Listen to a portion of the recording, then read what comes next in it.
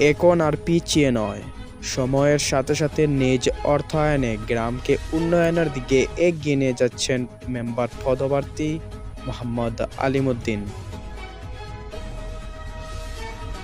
বড়লেখা উপজেলা ৪ নং উত্তর শাহবাজপুর ইউনিয়ন পরিষদ ১ নং ওয়ার্ড বড়াইল গ্রামের কৃতি সন্তান এবং বড়াইল গ্রামের মেম্বার পদপ্রার্থী মোহাম্মদ আলিমুদ্দিন বড়াইল গ্রামের প্রধান সড়কে নিজ অর্থায়নে খাল পরিষ্কার করে সড়কের সৌন্দর্য সামনে রেখে নিয়ে আসলেন মেম্বার পদপ্রার্থী মোহাম্মদ আলিমুদ্দিন।